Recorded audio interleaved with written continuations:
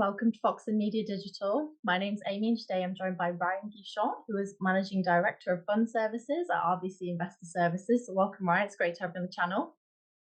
Thank you, Amy. It's a pleasure to be here. Yeah, of course, you sponsored the Summit for Asset Management Toronto, which we ran just over a week ago.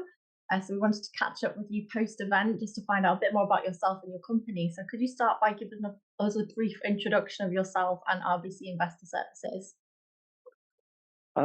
Of course. So Ryan Guichon, pleasure to be here. I am the Managing Director for Fund Services for RBC Investor Services. So we offer to our clients that manage investment vehicles, whether it is a mutual fund, a pension fund, exchange traded fund, hedge fund, we work with them to give them the back office services that they need in order to be able to offer financial product in the market.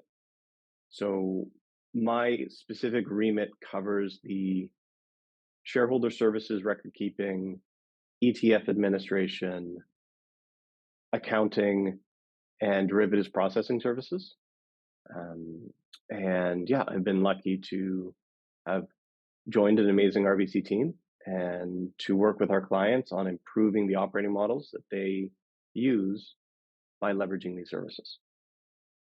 That's fantastic. Thanks so much for that introduction. And on that note, then, so it sounds like your team's quite specialized, when it comes to the nitty gritty of like ETF distribution, for example, and fund administration. So, what are some Mm, of those back office challenges that you've touched on, when you're helping your buy side clients, whether it's a hedge fund, whatever kind of asset manager it is? What are some of the common hurdles that they're facing? And you can get as, deep as you like. for sure. Yeah, no, thank you, Amy. So I'll start with a quote, Conway's Law. It's one of my favorites. It's organizations who design systems are constrained to produce designs which are copies of the communication structures of these organizations. It's a bit wordy, but basically, teams will create IT systems that match the communication structures of those teams. Um, so each client that we work with tends to develop their own operating model, and we'll work with them within the scope of the services that we offer to bring that operating model into fruition. And clients will request changes of us, and clients will have nuances on their side. Um, so yeah, to your point around like ETF distribution and the degree to which clients get involved in ETF distribution, how they want to review it, how they want to engage with the market makers and the authorized participants, it varies client to client.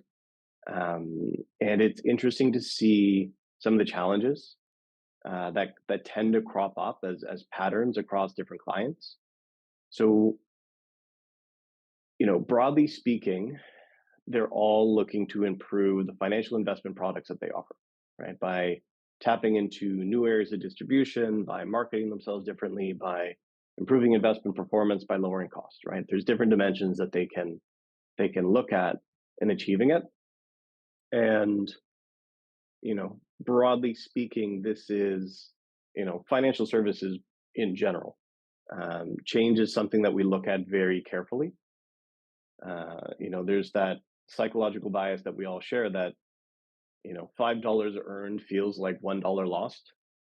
So that loss aversion bias that we all have in our heads makes us very careful to change, especially as it relates to finance. So, when we see clients touching their operating models and doing things to change that, and I think as an industry, we built up this habit and this practice of quickly solving problems, right? In almost a reactive setting where we have a model that works and we like how the model works. And if there's a hiccup in the model, we fix it quickly and then we get back onto running the model.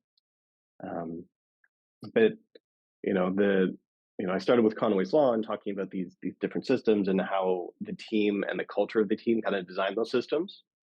And we talked about change, but I'd also touch on innovation, right? Where, in the 1968 Mexico Olympics, we got the Fosbury flop, right? This new method of the high jump where people bend backwards over the bar, and the records were just like broken and broken and broken because you had this new innovation in how people jump. Now, this new innovation was kind of buttressed by having deep foam mattresses or deep foam cushioning that allow people to land on their spines without significant issue. Um, so that's kind of what we're seeing in the market is these new data systems, these new computer systems, these new technologies that allow clients to fundamentally change how they operate. Um, but managing change in that context and capturing the benefits of what is possible requires teams to think about change in a different manner, where this mentality of, if it's not broken, don't fix it, kind of, I think, misses the potential of the change that can happen. And so, going back to Conway's law, like that cultural change is going to be a big shift for a lot of people to start thinking about the potentials because all the teams have access to the same data, right? To the same computer systems and the same talent, right? Albeit at different degrees of cost. Um, but that culture of innovation that can be fostered and how teams can look at the available opportunities and how teams can look at integrating data sources, networking systems, reviewing their own cultural habits that have led to their current positioning, understanding how they can bring in new talent or external systems to redesign and remap their own methods and their own operating model. I think like that combination of reflection and potential seeking will be what allows firms to overcome their own internal challenges, whether they're identifying it in levels of automation, whether they're identifying it in cost, whether they're identifying it in investment performance. Um, yeah, I'd say that's kind of what we're seeing. Yeah. And that's great and really good way of putting it as well. As you say, there are some who are plodding along just fine. Their operating model may be fine, but as you say, if they don't foster that innovation, they can't necessarily grow or become more efficient than they currently are. So there's that angle to it. And then on the other lens, what about the ones where there are clearly issues and, say they've got some challenges and their operating model is not efficient, the teams are not working using the data the best way that they can. Can you give us some common problems that you see and solutions to that? Whether it's new technology or reorganizing their structure. Yeah, no, it's been a very interesting conversation to have with some of our clients around where they see pain points. I always think there's two conversations that I like to have with clients. Like one is, okay, tell me what your immediate pain points are, and then tell me what your long-term vision is. Tell me what your long-term strategy is geared towards, and tell me the direction that you want to go as a business. So, we try to have both those conversations in parallel because the existing pain points kind of identifies, okay, if we're building in this direction, what are the quick wins that we have to be able to address as we move forward in that fashion. So we've been hearing a lot from clients around NAV oversight. So this is on the fund accounting service, right? So, there's a clear regulatory duty placed upon the boards of our clients to ensure that they have adequate processes and controls in place to ensure that their investors are well treated, right? That their investors have a clear understanding of when they enter and exit funds, the amount of value that is attributed to their unique share of ownership. So, the accounting book of record is a critical data set in that setting because it's a combination of what's the value of the assets today, what have the expenses been charged to the fund, what are any ongoing accruals that have to be factored in, and just a big, broad accounting data set. It has to be calculated correctly. And the more complex the financial product, the bigger it is, the faster it trades, the more asset classes that it moves into, the more geographies, you tend to see a greater degree of complexity in the data set. So we have our own NAV oversight system that we use internally that produces an oversight data set. And generally what we say to clients is, okay, you will always have to have some sort of oversight control right? In the same way that you always have to have some sort of reconciliation control, right? You will need to make sure that the data assets that we manage are networked into your data assets and that you have a process of control about recognizing any differences and a control on change, right? You need to be able to say, okay, if you see significant movement or you see a non-standard movement, it has been reviewed, checked, and approved, right? So what we try to do with our clients is say, we will give you transparency and visibility into our NAV oversight environment. We will let you see the controls and thresholds and tolerances that we have set in place around the movement of your books. And then we will also work with you in collaboration to say, okay, are there additional controls around benchmarks or indexes that you want to factor into your unique environment? Monitor the overall performance of your fund in the direction of this as a control in your accounting book, so that you don't have to establish that same set of controls, right? But that's a conversation that requires a lot of trust and transparency to be able to say to our clients, quite openly, these are the controls that we apply. We're always looking to improve. This is a fairly sophisticated environment, we think, and we have confidence in it.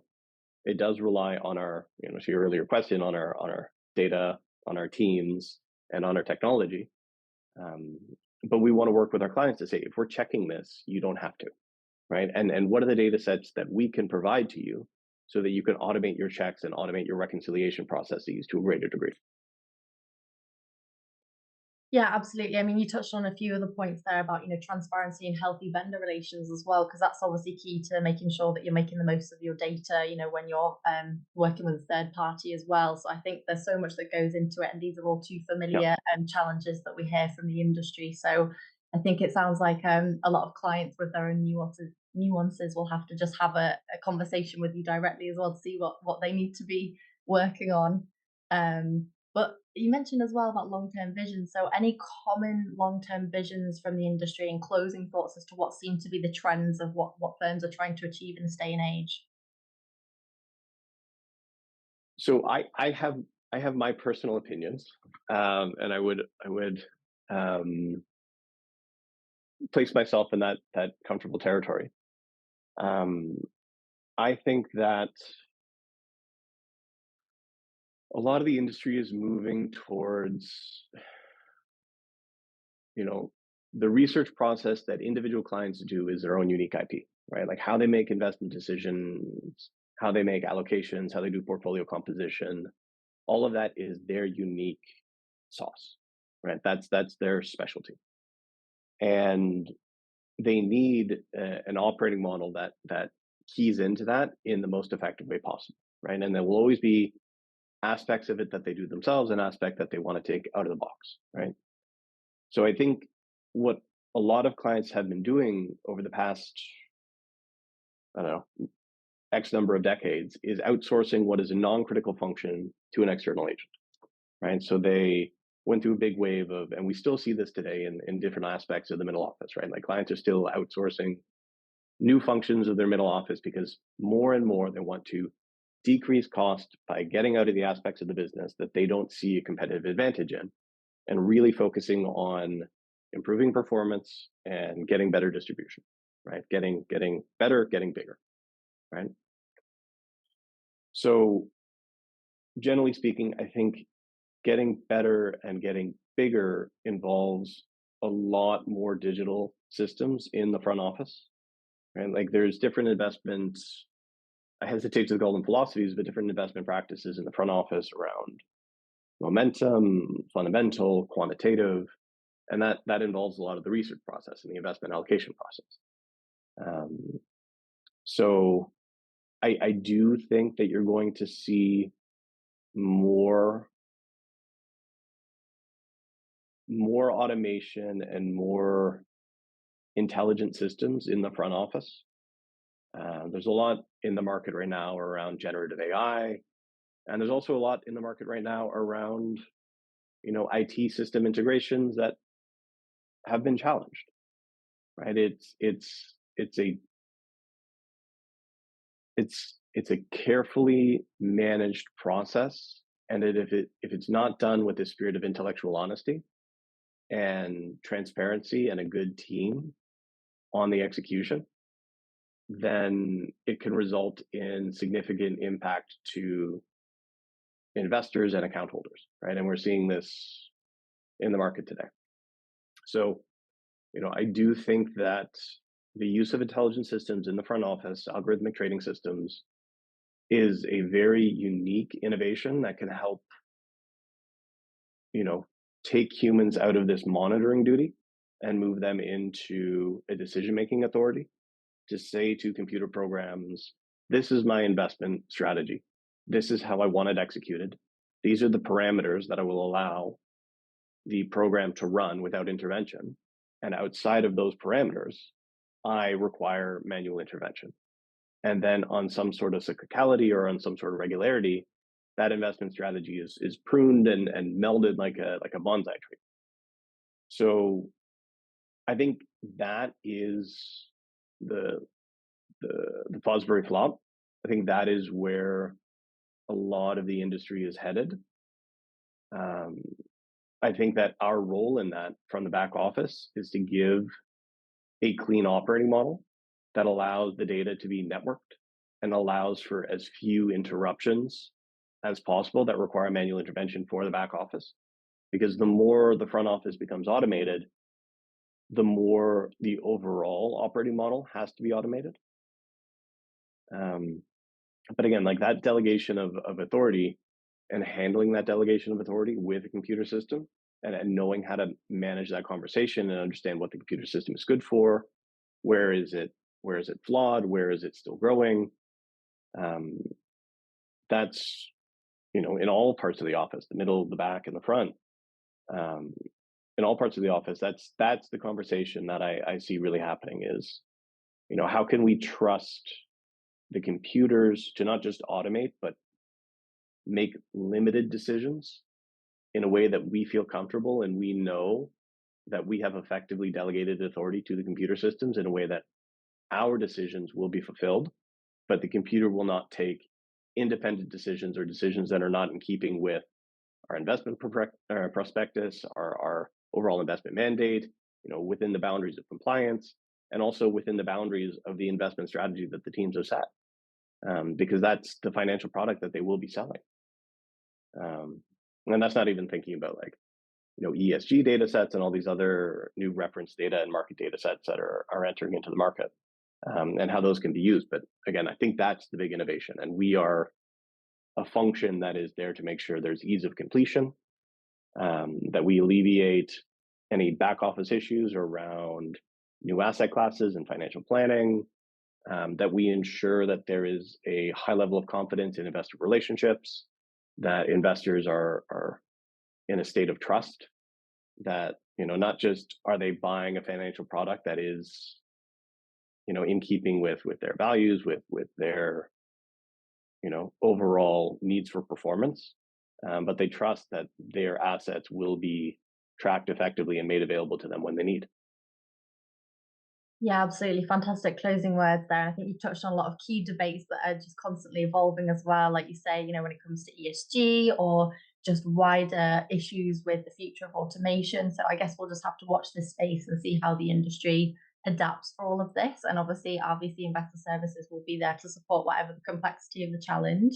So we look forward to having you back at our future events as well as hopefully on the channel again. So thanks so much, Ryan, for joining. Thank you, Amy. It's a pleasure. And thanks everyone for watching.